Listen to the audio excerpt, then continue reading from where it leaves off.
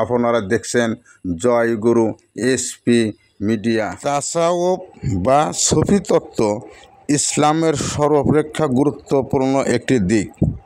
আল্লাহকে জানার বিদ্যাকে তাসাউফ বিদ্যা বলা হয়। একজন ব্যক্তি দুনিয়ার যত বিদ্যা অর্জন করুক না কেন, তবু তাকে আল্লাহকে জানার জন্য তাসাউফ বিদ্যা অর্জন করিতে হবে। তার জন্য একজন তাসাউফপন্থী শিক্ষক অনুসরণ করা একান্ত কর্তব্য। আল্লাহ পাক বলেন, হে ঈমানদারগণ, আল্লাহকে ভয় করো এবং তাকে পাওয়ার জন্য উসিলা তালাশ করো। আল্লাহর প্রাপ্তির পথে উসিলা ধরা বিশেষ তাৎপর্য। উসিলা ছাড়া পৃথিবীতে কোনো কিছু লাভ করা সম্ভব না। এই উসিলা হলো কামেল মুর্শেদকে বলা হয়। পবিত্র কোরআনের ভাষায় আল্লাহ পাক আরও বলেন, ওয়া মিম্মা খালাকনা উম্মাতুন ইয়াদুনা বিল হক, যাহাদেরকে আমি সৃষ্টি করিয়াছি তাহাদের মধ্যে একদল লোক আছে যাহারা সত্য পথ প্রদর্শন করে। সূরা আরাফ 181 নম্বর আয়াত। আল্লাহ তাআলার সত্য পথের একমাত্র বাহক রিসালতের যুগের নবী রাসূলগণ এবং বেলায়েতের যুগে ওলি আল্লাহগণ। আর কোনো দিন ইসলাম প্রচারের জন্য নবী রাসূলগণ আগমন করবেন না, শুধু থাকবেন বেলায়েত প্রাপ্য ওলি আল্লাহগণ। কিয়ামতের পূর্বক্ষণ পর্যন্ত তারা নিজ জীবন বিসর্জন দিয়ে আল্লাহ ভোলা ও পথহারা মানুষকে পথের সন্ধান দিবে, এতে কোনো সন্দেহ নেই। তাসাউফ চর্চা দেহের প্রধান কেন্দ্রস্থল কাল্প। কাল্প এমন একটি আধ্যাত্মিক সত্তা মানুষের সকল প্রকার গুণাবলী নির্ধারণ ও নিয়ন্ত্রণ করিয়া থাকে।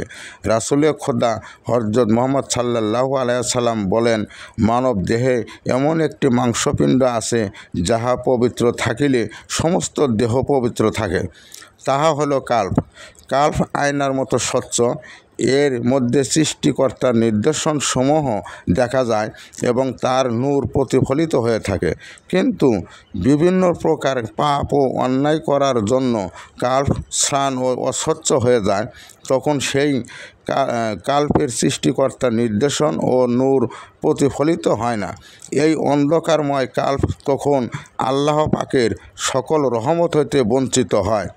পাপী আত্মাকে পবিত্র করার জন্য কামেল মুর্শেদের বিশেষ প্রয়োজন। আল্লাহ প্রাপ্তির পথে কামেল মুর্শেদের সান্নিধ্যের আবশ্যক, যিনি এই পথের শিক্ষার্থীদের বিভিন্ন প্রকার জটিল তোয়ার সমূহ অতিক্রম করিতে সাহায্য করিয়া থাকেন। সৃষ্টি শুরু হইতে ইলমে তাসাউফের জ্ঞান চর্চা ছিল এবং কিয়ামত পর্যন্ত থাকবে।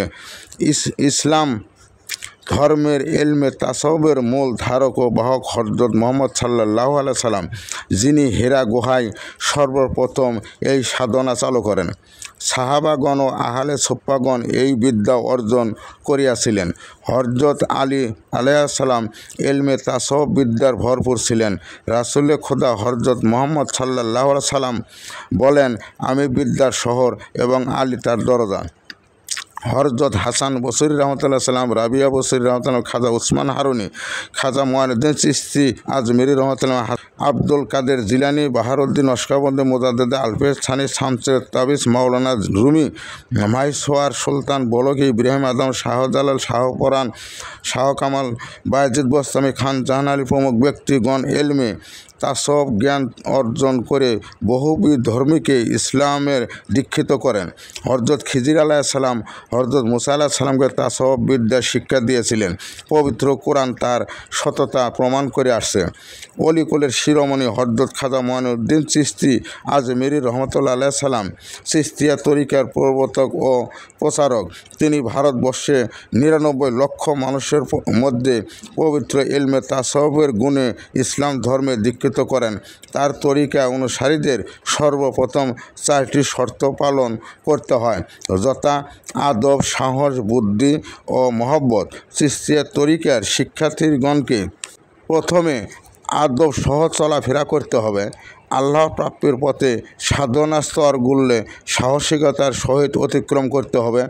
যত বিপদ আপদ আসুক তা মোকাবেলা করে সামনের দিকে ধাবিত হতে হবে। প্রত্যেকটি স্তরে বুদ্ধি খাটিয়ে চলতে হবে। আল্লাহকে পাওয়ার একমাত্র উসিলা মুর্শিদ কেবলাকে নিজ প্রাণের চেয়েও বেশি ভালোবাসতে হবে। পিতামাতা, আত্মীয় স্বজন, পীর ভাইকে ভালোবাসতে হবে। শরীয়তের পূর্ণাঙ্গ জীবন ব্যবস্থা অনুসরণ করিয়ে মানবতার যোগ্যতা হাসিল করতে হবে।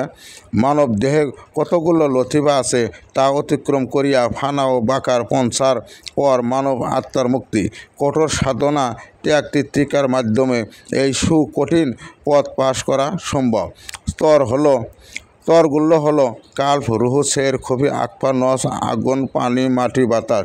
পূর্বে বলা হয়েছে কালবে আল্লাহ পাকের নির্দেশসমূহ উপলব্ধি করা যায় এবং নফসকে চিনলে আল্লাহকে চেনা যায়। আল্লাহর সাথে বান্দার রুহানি সম্পর্ক বিদ্যমান। জয় গুরু।